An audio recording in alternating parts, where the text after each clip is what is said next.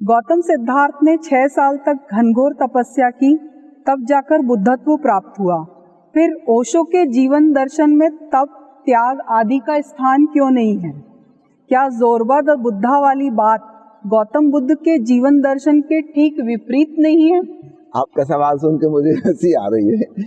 जरा गौर से देखो, जोरवादी बुद्धा वाली बात बुद्ध के खिलाफ नहीं है। बुद्ध की पूरी जीवनी तो देखो, 29 साल वो राजमहल में भोग विलास का जीवन जिए, झोरवा की लाइफ जिए हैं, और उसके बाद बुद्धत्व प्राप्त हुआ। तो झोरवा तो बुद्धा तो उनके जीवन में भी है। ओशो ने जो कहा है वह बुद्ध के विपरीत कहाँ है, एकदम मैच करता है। गौतम बुद्ध स्वयं उसके प्रमाण हैं। वे खुद ही झोरवा थे, भोग विलास के जीवन जिए हैं, राजकुमार की लाइफ जिए हैं, उसके बाद सन्यासी हुए। तो ओशो तो यही तो कह रहे हैं कि पहले भौतिकवाद, बाद में अध्यात्मवाद। हम एक मंदिर बनाते हैं तो पहले बुनियाद के पत्थर रखते हैं, फिर दीवालों खम्भे खड़े होते हैं, फिर छत बनती है, फिर ऊपर स्वर्ण कलश रखा जाता है। बुद्धत्व जीवन चेतना का स्वर्ण कलश है, लेकिन बुनियाद तो मटेरियलिज्म होगा, भौतिकवाद होगा निश्चित रूप से। तो स्वयं बुद्ध ही प्रमाण है ओशो के इस जोरवादी बुद्धा के, विपरीत बात तो कहीं भी नहीं। और दूसरा सवाल जो आपने पूछा है कि बुद्ध ने 6 साल त्याग तपस्या की, तब जाके बुद्धत्व प्राप्त हुआ, ओशो त्याग तपस्या के पक्ष में क्यों नहीं है? भाई साहब जरा गौर से देखो, त्याग तपस्या के द्वारा गौतम बुद्ध को बुद्धत्व नहीं मिला। जिस दिन त्याग तपस्या छूट गई, रिलैक्स हो गए, उस दिन बुद्धत्व घटा। क्या आपको वो कहानी पता है कि 6 साल की घनघोर तपस्या की वजह से बिल्कुल दुर्बल और जीर्ण शीर्ण और अस्वस्थ बीमार हो गए थे, इतने कमजोर हो गए थे जिसका कोई हिसाब नहीं, हड्डियां हड्डियां उभर आई थी, मांस तो जैसे गायब ही हो गया था, क्योंकि 3 महीने से उन्होंने व्रत लिया था कि चावल का केवल 1 दाना प्रतिदिन खाएंगे। बड़ी बुरी हालत हो गई थी।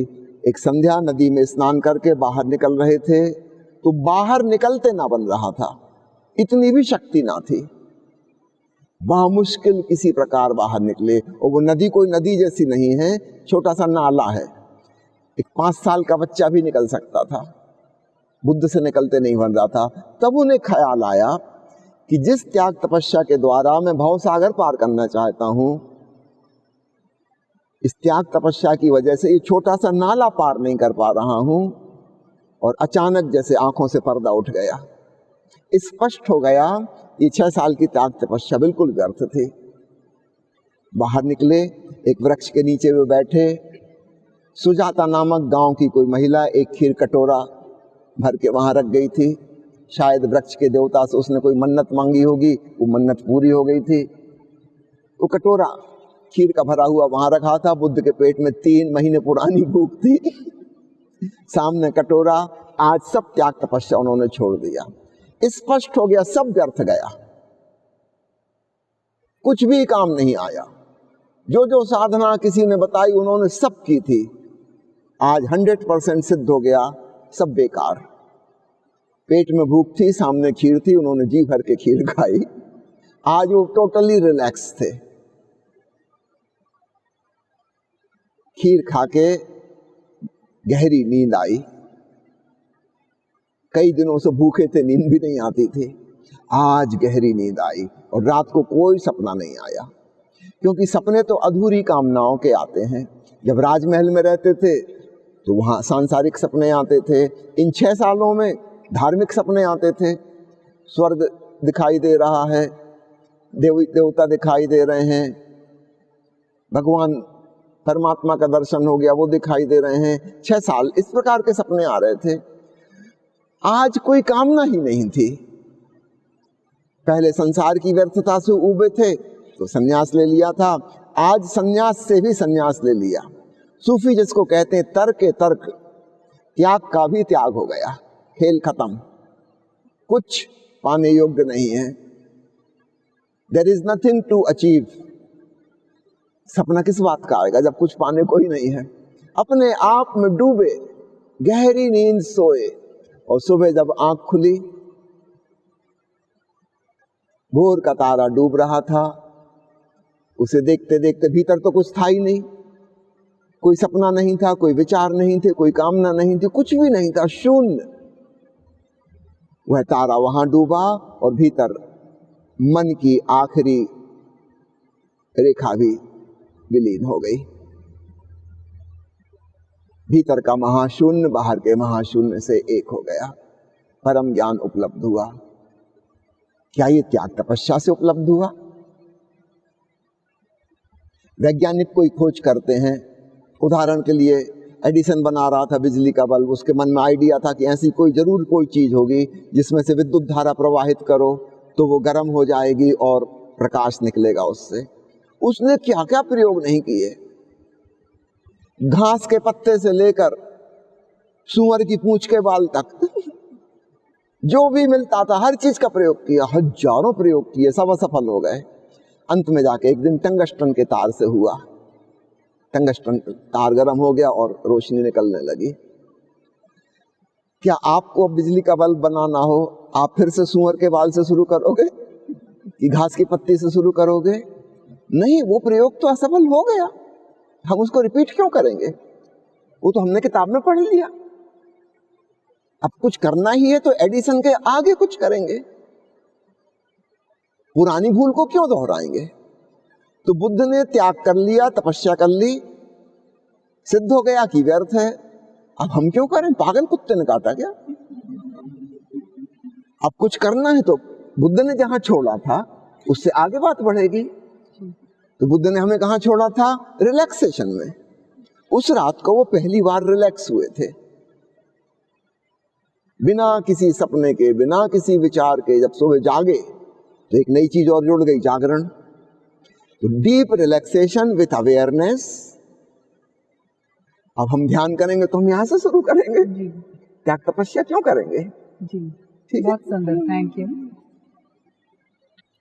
क्या मोटिवेशनल स्पीकर्स की जो पॉजिटिव एटीट्यूड, सकारात्मक दृष्टि है वाली बात है, वही बुद्ध की सम्यक दृष्टि कहलाती है? जी नहीं, दोनों अलग अलग बातें हैं। सकारात्मक दृष्टि और नकारात्मक दृष्टि एक दूसरे के विपरीत होते हैं। एक आदमी है जो कहता है कि 4 दिन की चांदनी फिर अंधेरी रात, बस अंधेरा ही अंधेरा है, कांटे ही कांटे हैं, यदा कदा कहीं कोई फूल खिलता है। ये आदमी नेगेटिव एटीट्यूड वाला है, वो कांटों की गिनती कर रहा है, वो अंधेरी रात की गिनती कर रहा है। इसका ठीक विपरीत जो हमारे मोटिवेशनल स्पीकर्स हैं, वे हमें बताते नहीं फूलों को गिनो, देखो कितने फूल भी हैं। वो कहते हैं चंद रात नहीं है उजाले वाली, काउंट करो, 15 दिन चांदनी रात के हैं, 15 दिन अंधेरी रात के हैं। और गौर से देखो तो वो गिनाएंगे कि सिर्फ 28 दिन चांद नहीं निकलता, बाकी तो चांद निकलता है, कभी पतला, कभी आधा, कभी पूरा। सिर्फ एक दिन नहीं निकलता, एक दिन अमावस्या का होता है। वो हमारी दृष्टि को पलट के पॉजिटिव बनाएंगे। निश्चित रूप से जो नकारात्मक दृष्टिकोण में जिएगा वो नरक में जिएगा, दुख में जिएगा, विषाद में जिएगा, अंततः सुसाइडल टेंडेंसी पैदा हो जाएगी, वो आत्महत्या करेगा। जो व्यक्ति पॉजिटिव सोच में जिएगा, जीवन के उजले पक्ष को देखेगा, उसके जीवन में आशा होगी, उमंग होगी, उत्साह होगा, वो बहुत कुछ कर सकेगा। लेकिन यह सम्यक दृष्टि नहीं है। नेगेटिव एटीट्यूड वाला नरक में जिएगा, पॉजिटिव एटीट्यूड वाला स्वर्ग में जिएगा, ये बात निश्चित है। लेकिन बुद्ध जिस सम्यक दृष्टि की बात कर रहे हैं, वे कह रहे हैं सत्य को पूरा का पूरा देखो। तो नेगेटिव पक्ष हम सिक्के का एक पहलू देखते हैं, पॉजिटिव पक्ष हम सिक्के का दूसरा पहलू देखते हैं, पूरे सिक्के को हम स्वीकार नहीं करते। तो बुद्ध जब कहते हैं सम्यक दृष्टि, वे कहते हैं सत्य जैसा है उसे वैसा जानो। फूल भी हैं, कांटे भी हैं, पूर्णिमा भी है, अमावस्या भी है, स्वास्थ्य भी है, बीमारी भी है, जन्म भी है, मृत्यु भी है, मित्र भी हैं, शत्रु भी हैं, सब कुछ है। तो सम्यक दृष्टि से शांति उपलब्ध होती है, मोक्ष और निर्वाण घटित होता है। तो इस ट्रायंगल को समझ लें, 3 कोण हैं, एक नेगेटिव एटीट्यूड, दुख में नरक में जीने वाला, पॉजिटिव एटीट्यूड, सुख में स्वर्ग में जीने वाला, और इन दोनों के पार, दोनों के मध्य में शांति, मोक्ष, निर्वाण वो सम्यक दृष्टि है। तो केवल सकारात्मक दृष्टि वाला कभी भी शांति की अवस्था में नहीं पहुंचेगा। दुख भी एक उत्तेजना है और सुख भी एक उत्तेजना है, शांत चेतना नहीं है। दोनों में हम एक्साइटेड हैं, एक में नेगेटिवली एक्साइटेड है, एक में पॉजिटिवली एक्साइटेड है। उत्तेजना के पार शांत चेतना की एक अवस्था है जो सम्यक दृष्टि से उपलब्ध होती है।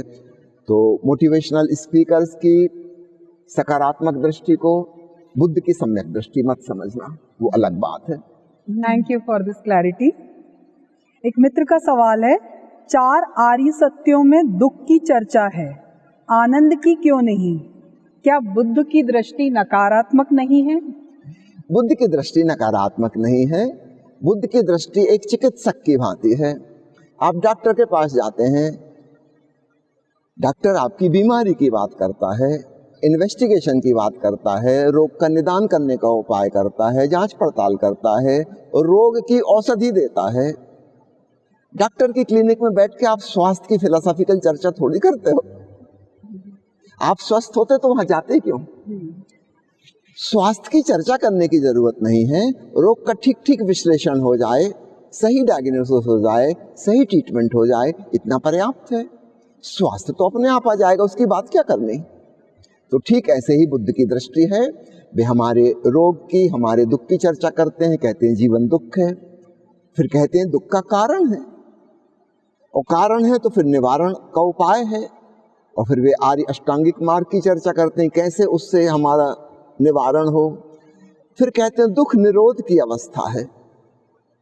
आप चाहो इसको आप दूसरे ढंग से कह सकते हो, बात वही की वही होगी। पॉजिटिव टर्म में कह लो कि जीवन आनंद है। याद रखना, हमारा नहीं, बुद्ध का। बुद्ध दयालु, वे अपनी बात नहीं बता रहे, हमको देख के कहते हैं कि जीवन दुख है तुम्हारा। अगर बुद्ध स्वयं की बात कहें तो निश्चित रूप से कहेंगे कि जीवन तो परम आनंद है, और कहेंगे आनंद का कोई कारण नहीं, आनंद अकारण है, हमारा स्वभाव है, स्वधर्म है।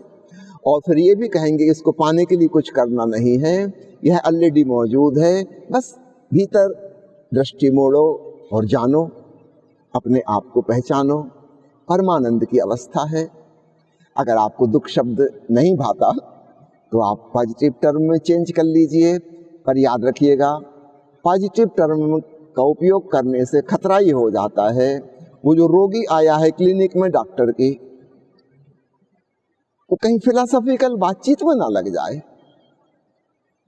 इसलिए जानबूझकर बुद्ध वह बात कहते हैं जो हमारे ज्यादा उपयोगी हो, ज्यादा काम की हो। जी धन्यवाद स्वामी जी। एक मित्र का सवाल है, आर्य अष्टांगिक मार्ग के प्रत्येक बिंदु में सम्यक शब्द आता है, उन बिंदुओं पर अतिया कौन कौन सी है? सम्यक बुद्ध का प्यारा शब्द है। वे मध्यम निकाय के पक्ष में थे, उनका मार्ग मध्य मार्ग कहलाता है। हर चीज के मध्य में दो तरफ अतियां होती हैं। उदाहरण के लिए अभी मैंने चर्चा की नेगेटिव एटीट्यूड और पॉजिटिव एटीट्यूड, इन दोनों के बीच में क्या होगा? सम्यक दृष्टि होगी। न केवल फूल गिनो, न केवल कांटे गिनो, इस गुलाब की झाड़ी को पूरा का पूरा जानो, जैसी है वैसी, फूल भी हैं, कांटे भी हैं। ये सम्यक दृष्टि हुई। तो एक अति है डिप्रेशन में जाने वाले लोगों की, दूसरी अति है तो मोटिवेशनल स्पीकर्स की।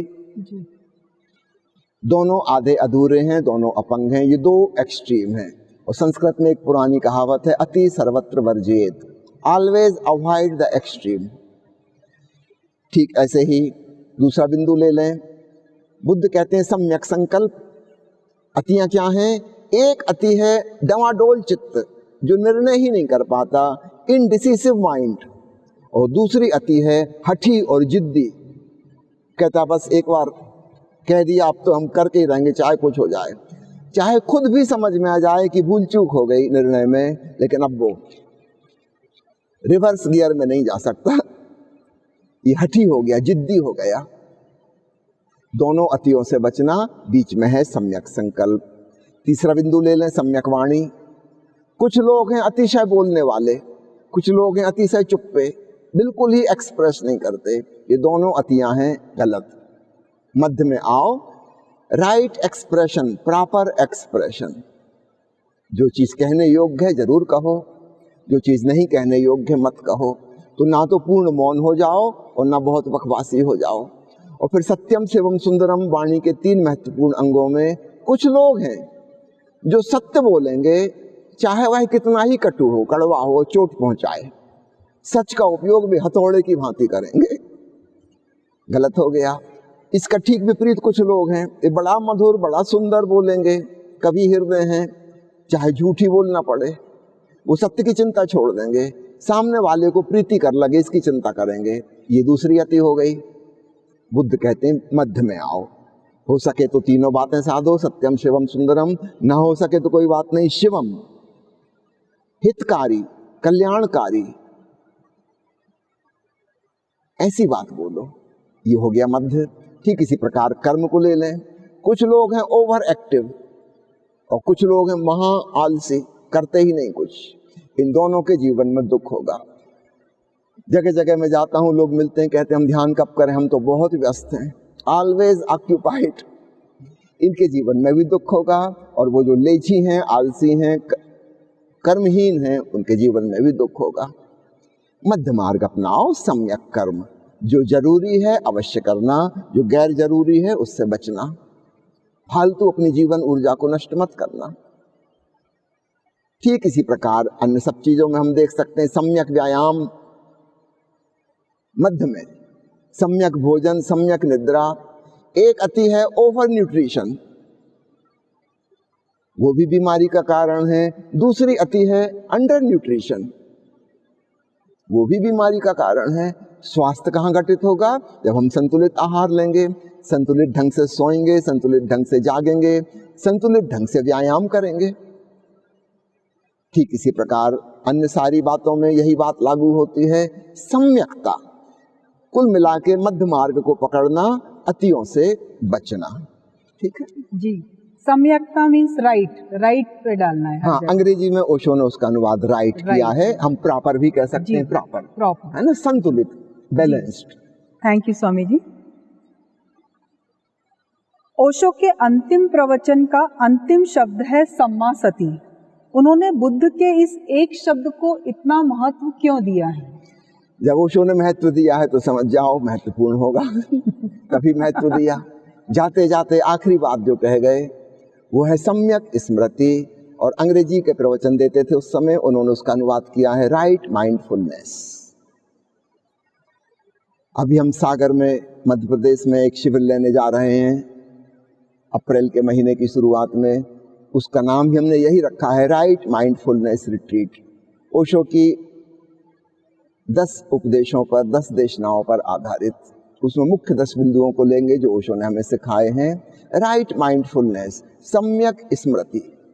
तो एक अति है कि हमारी पूरी चेतना बहिर्मुखी हो जाए, भीतर का कुछ पता ही नहीं, अपना होश ही नहीं। अधिकांश लोग संसार में इसी प्रकार जी रहे हैं, ये एक अति है। और दूसरी अति है कि हम पूरे के पूरे अंतर्मुखी हो जाएं, बाहर को बिल्कुल त्याग दें, भूल जाएं, छोड़ दें, पलायन कर जाएं। अतीत में ऐसा बहुत से सन्यासियों ने किया। सम्यक स्मृति का अर्थ, सम्यक जागृति का अर्थ भीतर बाहर दोनों का होश। संसारी ऐसे है जैसे वो बाहर बाहर घूम रहा है, अपना घर ही भूल गया, विश्राम की कहीं कोई जगह नहीं। और दूसरा है समाधिस्थ व्यक्ति जो अपने अंतःकरण में प्रवेश कर गया और वहां लीन हो गया, डूब गया, अब बाहर ही नहीं निकलता, बाहर निकलना ही नहीं चाहता। एक बाहर से बंधा था, भीतर नहीं जा सकता था, उसको भीतर का ज्ञान ही नहीं था। और दूसरा भीतर से जकड़ गया, वो बाहर नहीं आना चाहता। दोनों बंधन में है। स्वतंत्र कौन है? जो अपनी मौज से जब चाहे बाहर आ जाए, जब चाहे भीतर चला जाए। सम्यक स्मृति उसी का प्रतीक है। जैसे हम अपने घर की दहली पर खड़े हैं, हमें भीतर का भी नजर आ रहा है, बाहर का भी नजर आ रहा है। ये मध्य हुआ सम्यक स्मृति। तो अपनी आत्मा का भी एहसास हो स्वयं के होने का बोध बना रहे और बाहर भी हम पूरी तरह से अपना सक्रिय जीवन जिए। तो आत्म स्मरण रखते हुए हम जो भी करेंगे वह सम्यक स्मृति है। हमारे सारे क्रियाकलाप ध्यान से, प्रेम से ओतप्रोत हो जाएंगे जी। तो मैं समझता हूँ ओशो ने जिसको सर्वाधिक महत्वपूर्ण दिया, अपने आखिरी प्रवचन का आखिरी शब्द, हम सब ओशो के शिष्यों को इस बात को खूब स्मरण रखना चाहिए। हमारे लिए भी टारगेट, लक्ष्य यही है।